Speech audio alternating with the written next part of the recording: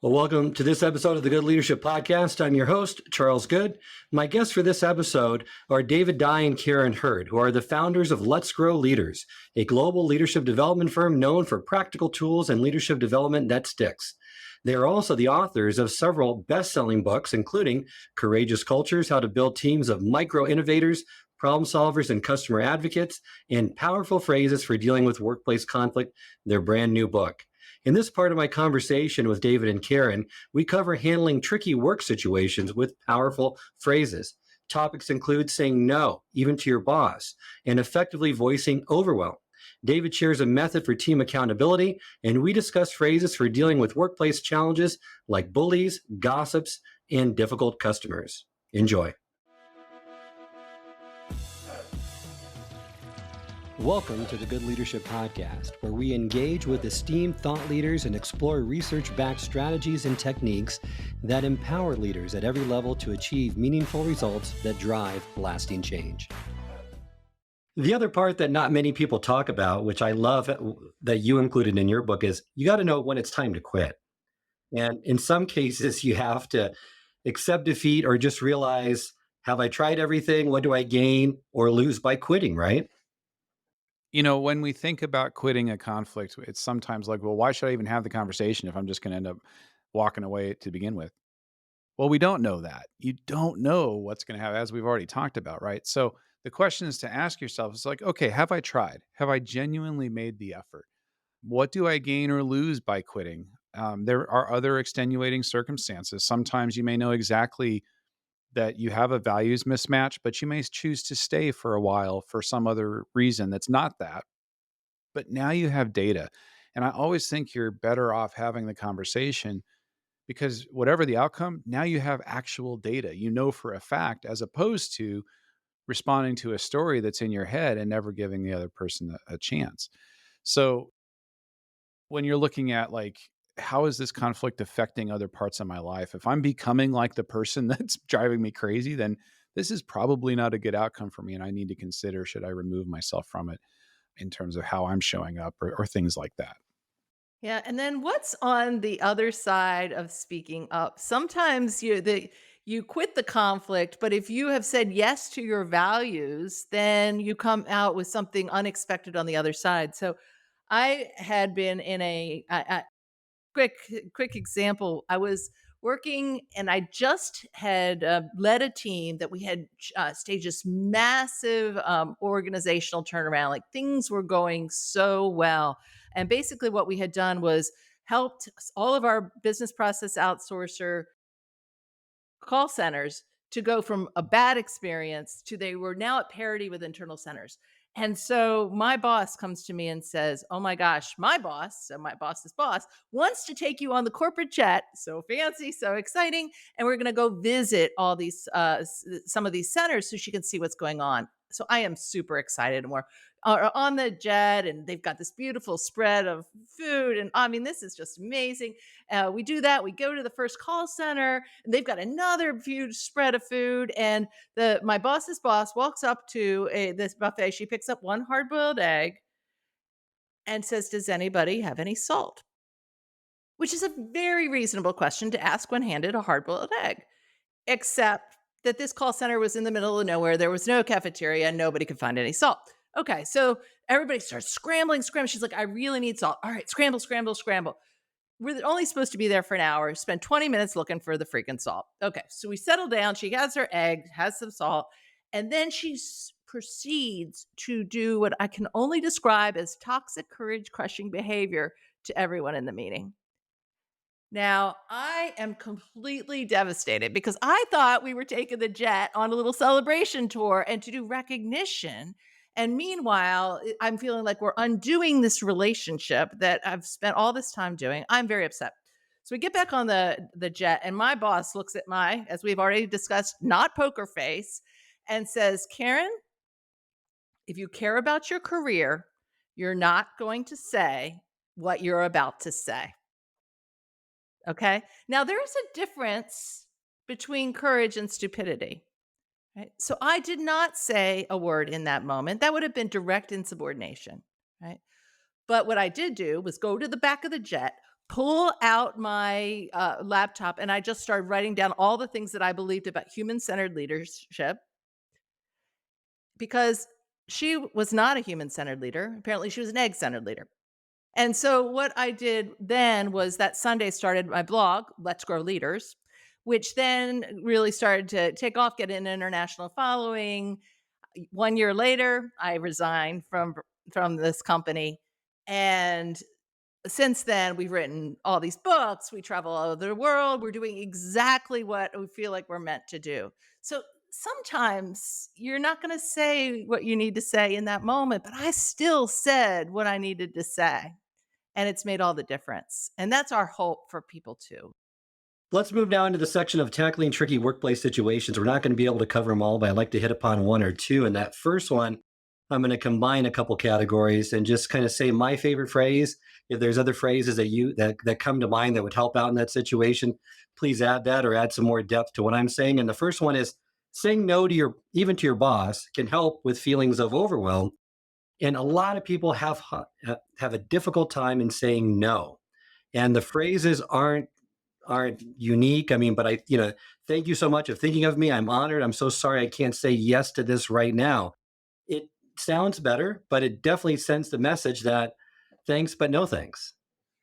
And, and that's an example of the one you just shared. Maybe that's the one I might use with a colleague if they're inviting me to a project or something like that. But you can use these with your boss too. And the mindset here, as you're listening to this, is every time you say yes to something, you are saying no to something else. It's just a passive no. So if you say yes to some extra work, you're saying no to potentially your own health or a relationship or the quality of any of the work that you're doing. You're saying no to something. And so it's to change that from a passive no to a conscious, intentional no that's going to help you to be as effective as possible for yourself and for the work that matters most. So if you're talking to your boss, you say yes to say no. So the way you might do this is say, hey, listen, boss comes and says, hey, I've got this project. I want you to do this. And you're like, oh my goodness, how is this going to work? All right. Hey, boss, I am super committed to the success of the team and the work that we're doing here and what we're trying to achieve here. And what you're asking me to do here, so that I'm going to get to clarity. And this is kind of, we're going to combine all four dimensions here. What you're asking me to do would mean this. So you discuss the trade offs. And I'm concerned about that because of these consequences. Then you explain what you believe would happen. Then you might suggest, this is the get curious part, how about we approach it this way? Or what if we were to prioritize it this way? Or can you help me reprioritize so that we can create room to, if this needs to be a number one, that we can do that? So I'm not just flat out saying, no, I'm not going to do that. I'm saying yes to the person. And that's what we say yes to when we're saying no. I say yes to the person, yes to the value of what we're doing, clarify the consequences, what else is going on, and then get curious in terms of what's possible, exploring that together. And now you have an opportunity again. So often your own manager doesn't know the reality of everything that you're doing. So if you give them that information and then ask for their perspective, now you have opened the door to another productive conversation. It may not be cut or dry. I mean, it may be a both and. I mean, David and I really just went through this conflict. So we were speaking at ATD, and I get this idea that we should exhibit at ATD too, which would have been a great idea if I'd thought about it 9 months ago. But I'm like, and now it's become a bit of an emergency. So David said yes and no at the same time. He said, yes, I understand why you think this is such a great idea now. We've got the new book coming out. We've got the new Synergy Stack collaboration system. I understand your motivation completely. And I've got to tell you that I can't possibly be the operator of this. Like, because all these other things, like everything else that's on my plate.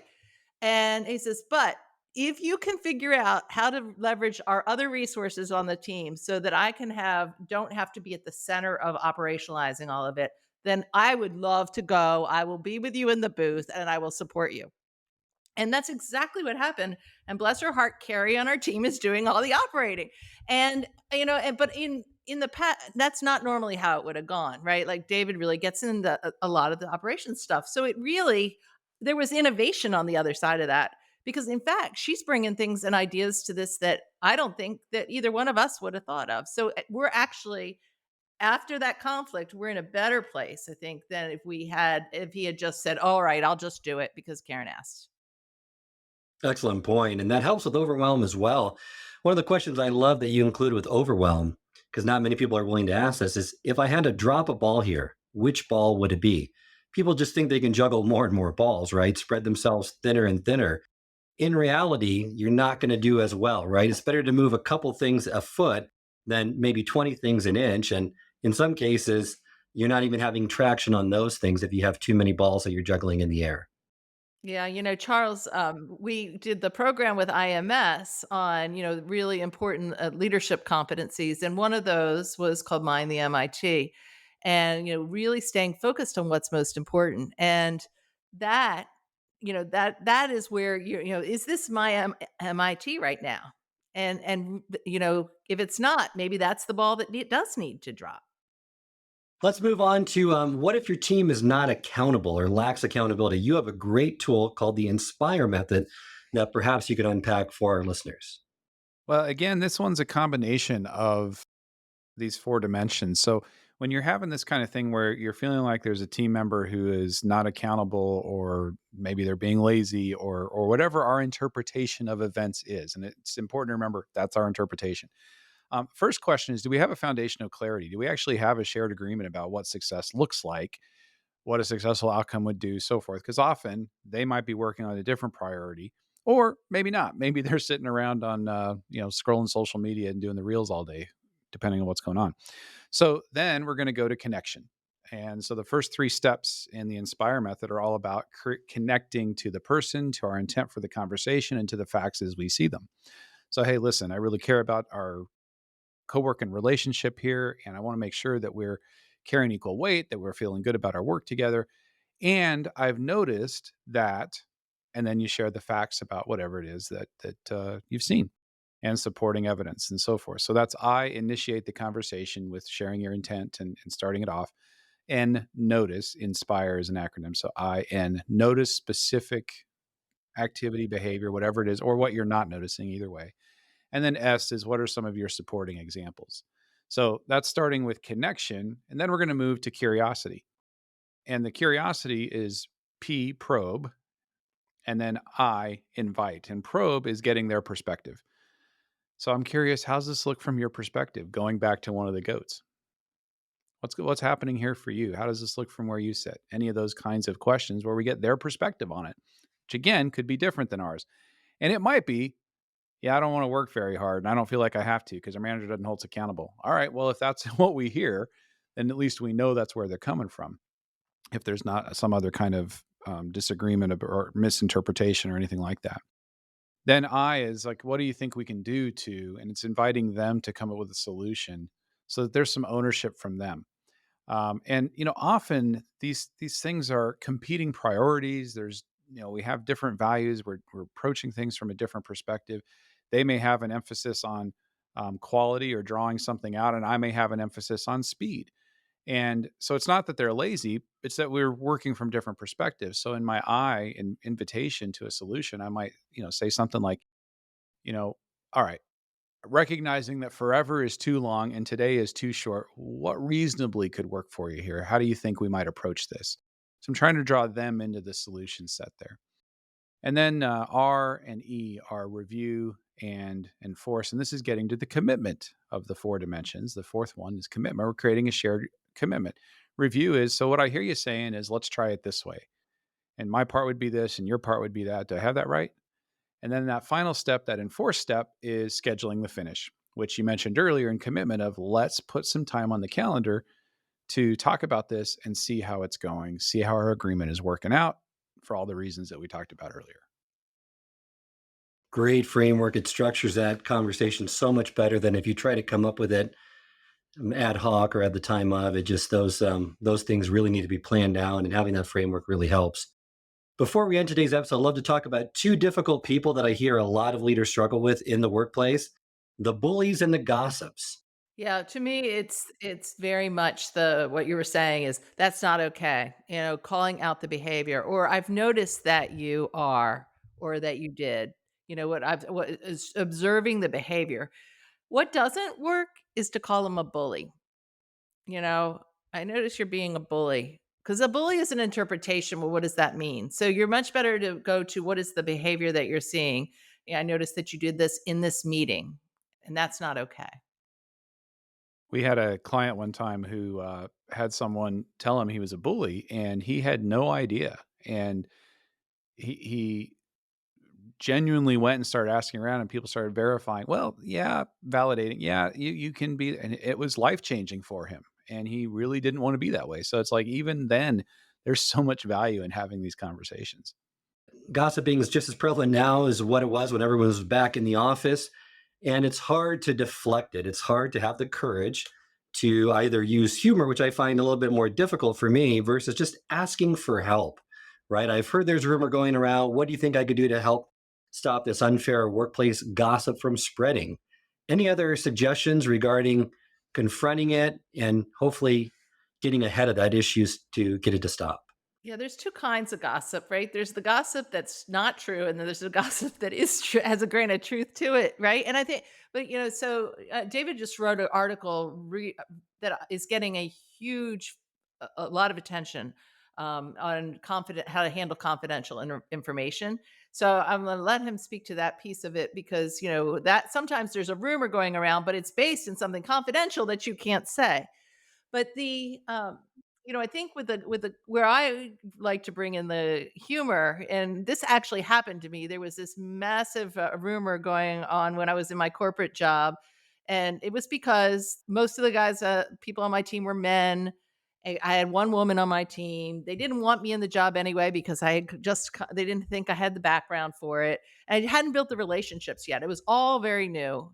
And so they're like, "Oh, yeah, she's having an affair with this one woman on the team, and she's gonna go to Jamaica, and they're gonna be on vacation together." Like, and I'm like, if I was gonna go to Jamaica, it would be with my toddler in tow, right? I mean, this is not, it just completely wasn't fun. And I said, "You know what? What you were describing here is a lot more exciting than my actual life." you know? And I said, "Can you just stop it? Like, this isn't true. Like, it's not true. So why are you doing this to me?" You know? So that's so it's a way of asking for what you need. And also a way of asking for what you need is asking people to help stop the rumor. Like, so I go to you and Charles, maybe I suspect that you're spreading the rumor. So I say, "Charles, this is crazy, but there is this crazy rumor going on about me. Would you help me stop that rumor?" So I'm not accusing you, but you have this like doubt, like, well, maybe she does know it's me. And so therefore even if you don't get involved in stopping it, you're probably gonna not spread gossip at that point. And when we're talking about gossip, and there's a commonality with bullies here too. You see so much of the research on this that there's so much power in the bystander, the person who's maybe not directly involved. They're not the person spreading the rumor, nor are they the subject of the rumor, or they're not the bully, they're not the subject of the bullying in that instance, but the bystander who can help to stop and call attention to, hey, does this conversation feel fair to you? Would you oh, would if someone were saying this about you, would you want me to tell you? Would you want to have that conversation? And doing some of those kinds of things to just draw attention to it and go, yeah, okay, not cool, and kind of remember, call people back to their best self, if you will. And when Karen mentioned earlier, there are the rumors that are based in truth, but that you are committed to not being able to talk about for whatever reason. And those can be for very legitimate reasons, maybe for securities integrity. You don't want to be on the wrong end of securities fraud, right? It can be for product launches. It can be for personnel issues. There's lots of valid reasons you might not be able to say anything. And your team comes after you like, well, is this true? Is that true?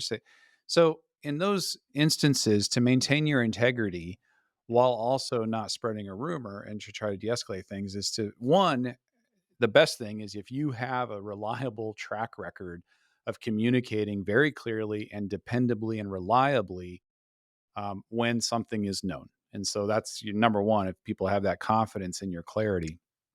And then from there, you can be upfront, say, listen, rumors and insinuation, gossip, they only make these things worse. I promise you that when there is something to be said, you will be the first one to hear it, and you'll hear it from me, and to reassure people in that way. And sometimes, again, the connection, like, hey, no, I know that this can be a stressful time when all this kind of this stuff's in the air.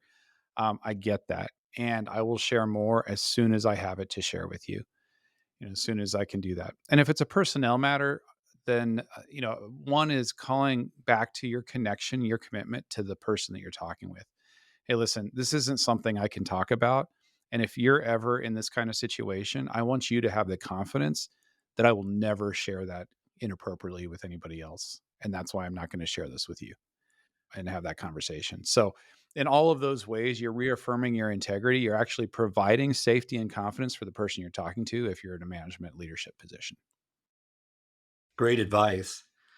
The last question I'd like to ask, because I know everyone has, and maybe this can be the final piece of advice that you give our listeners, they have common concerns, issues with difficult customers. And it's more prevalent today than probably ever. And some customers are jerks, but the majority are like us, right? They're doing their best to get through a tough day, and they need to be seen and heard. You give a great 5-step process for dealing with difficult customers. Perhaps you can share that in just maybe one powerful phrase that you can use in dealing with that difficult person. I think the most important thing you can do is to make sure that they feel heard. So the tell me more goat is one of the most important things. Because imagine, I mean, we're all of us are all have these stories where you're dealing with a customer service person and they're not listening to you. So hear their story and then do a reflect to connect back. Sounds to me like you're really angry about this. And you can also say, if I were you in your situation, I would be this, I would be angry too, which is true because if you were them, you would feel that way, right? But even though you're not saying they're right, because you might not be able to completely reverse, but I hear you. And then I'm confident we can find a solution here, is to express that when I was, the call centers organizations, that was, how do you show up as an interested in the person, interested in solving the problem, and an expert. And if in the first 40 seconds of a customer communication, you can show them that you are caring and competent with your words, that is going to de escalate a situation. That empathy and sincerity is so important when you're doing that. So going back to, is your, even if you're just on the phone, is your body language and true gut emotion really matching the words coming out of your mouth? Because we know if it's not a lie, oh, I'm so sorry, Mr. Dye, that happened. Like if it's not real, we know, and it's worse than not saying anything. Yeah, and sometimes it's just a word choice. Like, if you go to Chick-fil-A, you'll notice that they always say "my pleasure," and you go to some other places and they say "not no problem." Like there is a big difference between "no problem" and "my pleasure." Yeah. Well, thank you, David and Karen, for joining me again on the podcast today. Remind our listeners how they can get in contact with you, learn more about your work, and get your new book. All right. Well, thank you so much. So, our company is called Let's Grow Leaders, and the book is Powerful Phrases for Dealing with Workplace Conflict. And it is really available anywhere that you would like. And since your people are listening to podcasts, you might be an Audible person. And it is read on Audible by us. So that's one thing. And then we would love to connect on LinkedIn. I'm Karen with an I, Karen Hurt, and David Dye, DYE. And we have a program coming up with you later this year on navigating workplace conflict at IMS. I hope this episode has provided you with valuable insights. If it has, I ask you to share it with someone who would also benefit from it. If you've been enjoying and gaining knowledge from this podcast, then subscribe to our YouTube channel where you can find all the previous episodes of the podcast and additional learning resources. You can also subscribe to the podcast on Apple or Spotify and leave up to a 5-star review.